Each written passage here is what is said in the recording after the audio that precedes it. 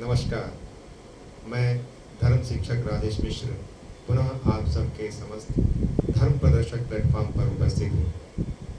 जैसा कि मैंने कल के वीडियो में आप सभी को बताया था कि भगवान क्या है, भगवान किन किन शब्दों से मिलकर बना है और हमारे शरीर के अंदर कौन कौन से तत्वों से निर्मित सारे पदार्थ होते हैं। उसी क्रम में मैं आगे बढ़ूंगा। जिस प्रकार से हम भोजन करते हैं तो हमारा शरीर चलता है, हम भोजन करते हैं तो हमारे शरीर के समस्त अंगों को ऊर्जा मिलती है। लेकिन क्या कभी हमने जाना है कि हमारे आत्मा का भी कोई भोजन होता है? आत्मा का विकास करना भी हमारा कर्तव्य है, जिससे हम विमुख हो गए हैं। उसी से जोड़ने का मैं पूरा प्रयास कर रहा हूँ आपको। जिससे हम विमुख हो गए हैं उसी से जोड़ने के लिए मैं आप लोगों को भक्त बनाना चाहता हूँ। भक्त का अर्थ ही होता है जुड़ जाना। जो विभक्त है वह धर्म से दूर भागता है और जो भक्त होता है वह धर्म के ऊपर विश्वास और श्रद्धा के साथ अपने कार्यों को करता जाता है। अर्थात अपनी आत्मा का भोजन ही है परमात्मा का ध्यान करना। यदि आप परमात्मा का ध्यान नित्य निरंतर करते हैं तो निश्चित रूप से आप लोगों का जो आत्मा है वह शांत होगी। जिसकी आत्मा भूखी होती है वह हमेशा व्यक्ति दुखी होता है। उसके पास भले ही कितना ही करोड़ों संसाधन क्यों ना हो, लेकिन उसको रात को नींद नहीं आती। उसके पास करोड़ों रुपए का बेड ही क्यों ना हो, लेकिन उसे अच्छी नींद क्वालिटी वाली नहीं आती। कारण क्या है? कारण एक ही होता है, उसने सबको तो ठीक रखा है लेकिन अपनी आत्मा का जो विकास करना था वह भूल गया। अपनी आत्मा को भोजन कराना आज के समय में बहुत ज़्यादा जरूरी है मित्रों। यही प्लेटफॉर्म आप लोगों के आत्मा से जोड़ने वाला सर्वार्थ सिद्ध होगा। आप लोगों से करबद्ध अनुरोध करता हूँ कि आप लोग अपना आशीर्वाद बनाए रखें। मैं आप लोगों को आपके स्वरूप का दर्शन कराकर ही मानूंगा। आप लोगों के इस दुखों का निवारण करके ही मैं मानूंगा। दुख का कारण क्या है? दुख का कारण एक ही है, अज्ञानता। जिस दिन आपको ज्ञान हो जाएगा कि आपका स्वरूप क्या है, उसी दिन आपके सारे दुख दूर हो जाएंगे। माता कुंती का एक प्रसंग आता है। जब भगवान श्री कृष्ण पधारने लगे थे भूलोक से वैकुंठ धाम की और उनका जब गमन होने लगा था तो कुंती से उन्होंने पूछा कि कुंती, अब तो तुम जान गई हो कि मैं भगवान हूँ, तो ना मुझसे तुम अब वर मांग लो। मुझसे कोई भी वरदान मांग सकती हो तुम। तो जानते हैं कुंती जी ने क्या मांगा था? उन्होंने कहा था कि मुझे दुख दे दो। आज हम दुख से दूर भागते हैं और कुंती जी उस समय की बात है वह दुख मांग रही है।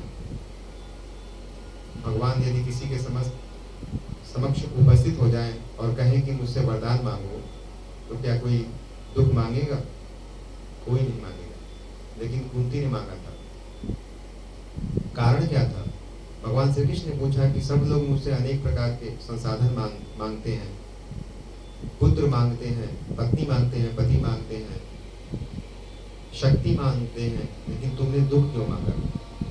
तो कुंती जी ने कहा कि देखो भगवान, जब तक मेरे साथ दुख था तब तक तो आप साथ थे, लेकिन जैसे ही पांडवों को उनका राज्य मिला, सब कुछ ठीक हो गया। सब कुछ ठीक होने के बाद आप जाने लगे। तो ऐसे सुख का मैं करूंगी क्या जब भगवान ही मेरा साथ छोड़ के जा रहे हैं?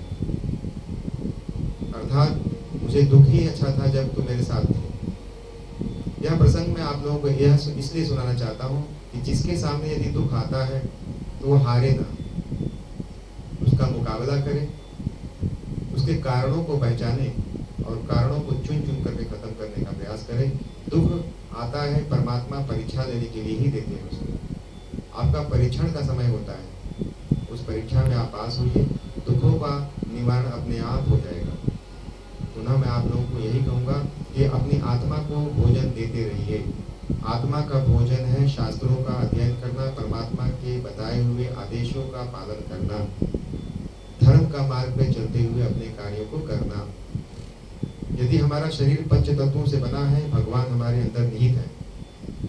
अपने आप से स्वयं का दुश्मन नहीं बनना है हमें। आज के समय में व्यक्ति दूसरे के शत्रु बनाने की आवश्यकता नहीं है, स्वयं का दुश्मन बना हुआ है। दुख का कारण यही तो है। स्वयं का दुश्मन कैसे बना हुआ है? धर्म का मार्ग कहता है कि प्रातः काल हमें उठ जाना चाहिए, लेकिन आज लोग सूर्योदय हो जाता है उसके बाद उठते हैं। धर्म का मार्ग कहता है कि योग और प्राणायाम करना है, लेकिन आज लोग योग और प्राणायाम से दूर भागते हैं।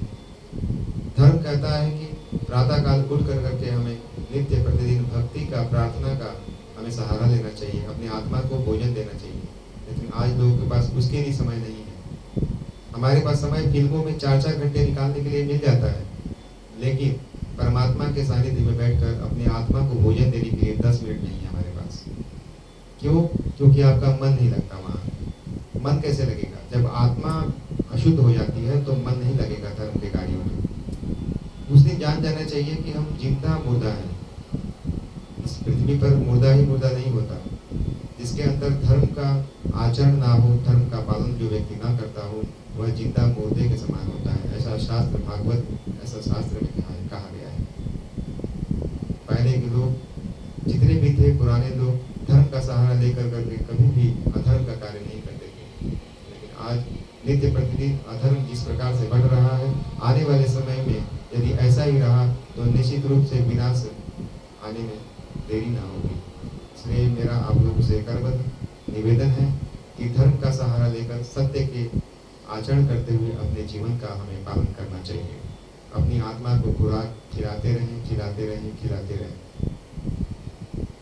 अब वह ज्ञान क्या है, उस ज्ञान के अंदर हम प्रवेश करेंगे। उस ज्ञान के अंदर हम प्रवेश कर करके ही जान सकते हैं कि ईश्वर क्या है, हम क्या हैं और हमारा स्वरूप क्या है, आत्मा क्या है। जब अपनी पहचान हो जाती है मित्रों, तो अंधकार अपने आप ही विलुप्त हो जाता है। जो व्यक्ति प्रकाश में रहने लग जाता है, ज्ञान रूपी प्रकाश में रहने लग जाता है, उसको कभी कुछ दुख होता ही नहीं है। दुख आता भी है तो उसे उस दुख में ही अच्छा लगने लग जाता है। अर्थात नित्य प्रतिदिन मेरे कहने का तात्पर्य है कि आप लोग भक्ति से जुड़िए, विभक्त मत होइए।